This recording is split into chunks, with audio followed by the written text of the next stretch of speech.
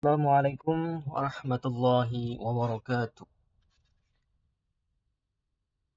Saya akan menjelaskan materi tentang fikih puasa.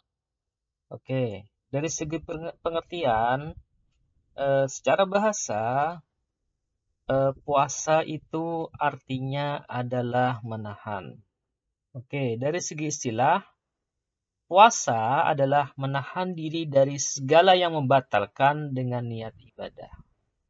Oke, secara masruriyah, puasa diambil dari nas Al-Qur'an, yaitu yang Al-Qur'an yang berbunyi, ya ayyuhalladzina amanu kutiba alaikumusiyam kama kutiba alal ladzina min qablikum la'allakum tattaqun. Oke, cara sunnah, dalil puasa atau nas puasa diambil dari hadis riwayat Bukhari dan Muslim yang berbunyi, akhbirni madza faradallahu alayya minas siyam, qala syahru ramadhana, qala al alayya ghairu, qala la illa an tatawwa, yang artinya katakanlah padaku apa yang Allah wajibkan kepadaku tentang puasa. Beliau menjawab, puasa Ramadan. Apakah ada lagi selain itu? Beliau menjawab, tidak, kecuali puasa sunnah. Hadis riwayat Bukhari dan Muslim. Oke, dari ijma. Oke, kemudian ada yang namanya itu syarat puasa. Jadi yang syarat puasa ini ada dua. Ada syarat wajib dan ada syarat sah. Oke, kita masuk ke syarat wajib. Pertama apa? Pertama adalah orang yang berpuasa itu wajib seorang muslim. Yang kedua adalah syarat wajib adalah baligh. Yang ketiga adalah syarat wajib ketiga adalah berakal. Oke, berikutnya adalah syarat puasa, syarat sah puasa, yaitu pertama adalah muslim, yang kedua berakal, yang ketiga adalah suci dari haid dan nifas, yang keempat adalah bukan di hari haram. Oke, kita masuk ke rukun puasa. Rukun puasa yang pertama adalah niat. Niat sejak malam puasa itu wajib. Jadi berniat pada malam hari sampai dengan bunyi imsak itu adalah wajib, atau puasa berniat puasa wajib. Yang kedua adalah tidak harus, yaitu puasa sunnah. Berikutnya adalah rukun puasa adalah imsak atau menahan. Ini diambil dari nas Al-Quran yang bunyi, wa kulu washrabu hatta yatabayyana lakumul khaytul abyadu minal khaytil aswadi minal fajr. Dan makan minumlah hingga terang bagimu benang putih dari benang hitam, yaitu al-fajar.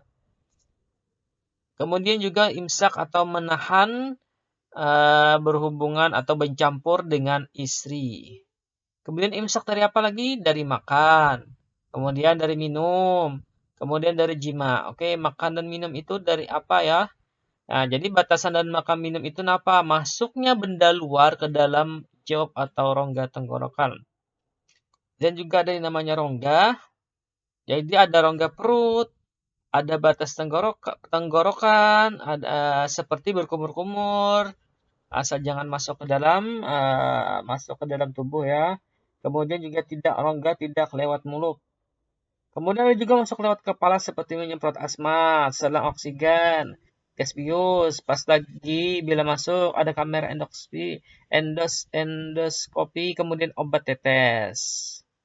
Nah, obat tetes seperti apa? Seperti obat tetes mata, obat tetes hidung, dan juga obat tetes telinga. Oke, lewat kulit ada juga ya.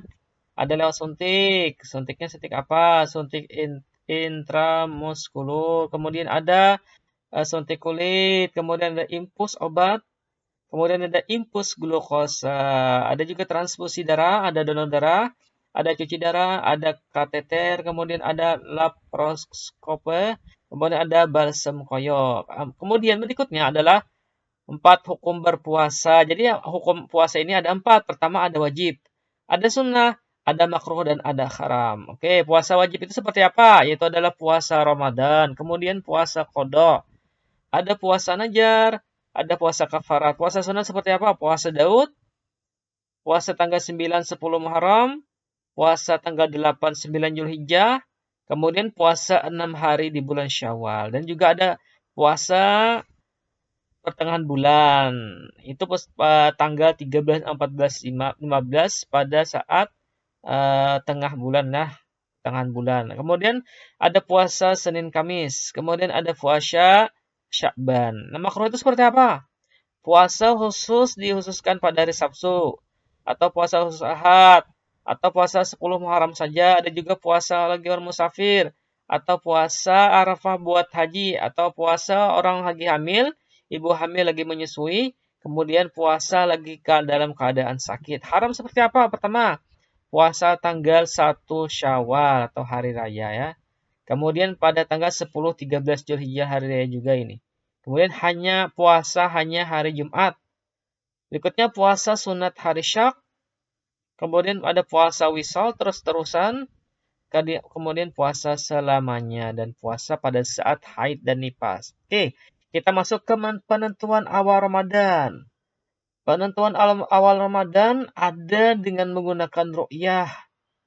Dalilnya apa? Dalilnya dalam hadis riwayat Bukhari dan Muslim, sumu li ru'yati wa aftiru li ru'yati. Mulailah kamu berpuasa dengan melihat bulan dan mulailah berlebaran dengan melihat bulan. Bila tidak melihat seperti apa? Bila tidak melihat bulan, maka genapkanlah 30 hari sebagaimana hadis Nabi, fa in gumma 'alaikum fa akmilul iddata 30. Bila tidak nampak olehmu, maka sempurnakanlah hitungan Sya'ban menjadi 30 hari. Kemudian, bila tidak terlihat juga ada juga metode hisab. Nah, itu hadisnya, fa in gumma 'alaikum faqdurulah. Bila tidak nampak olehmu, maka kadarkanlah, di riwayat Bukhari dan Muslim. Takdiru itu seperti apa? Prosesnya ada yang menggenapkan 30 hari dan ada juga menggunakan ilmu hisab. Kemudian di sini ada 7 aliran di Indonesia yang dalam menentukan awal dan akhir Ramadan. Yang pertama ada ru'yah. Ru'yah itu golongan mana? Ada ru'yah nasional seperti golongan NU, kemudian ada ru'yah internasional seperti HTI, ada juga ru'yah Mekah seperti DDI, kemudian ada aliran menggunakan hisab seperti apa? Wujudul hilal seperti orang Muhammadiyah, juga ada imkanur ru'yah seperti golongan Depak atau sekarang Kemenak. Kemudian ada juga Jawa Asepon dalam Keraton Jogja. Ada juga Jawa Aboge di Semarang. Oke, kita masuk ke sunnah dalam berpuasa. Sunnah puasa itu diantaranya adalah mengakhirkan sahur. Jadi makannya diakhirkan ya, menjelang imsak. Oke, berikutnya adalah mempercepat iftar atau mempercepat berbuka puasa. Kemudian sunnah berpuasa berikutnya adalah tidak berbicara kotor. Kemudian sering membaca Al-Quran atau banyak-banyak membaca Al-Quran. Kemudian adalah berimpak atau bersedekah. Kemudian sunnah berpuasa adalah tidak bersyahwat mubah. Kemudian adalah memberi iftar atau memberi makan orang berbuka puasa. Oke, kemudian hari-hari haram berpuasa. Pada Idul Fitr atau hari raya. Kemudian Idul Adha. Kemudian tanggal 11, 12, 13 Zulhijjah. Ada hari Jumat saja, kemudian hari Syak atau hari meragukan. Oke, terima kasih. Assalamualaikum warahmatullahi wabarakatuh.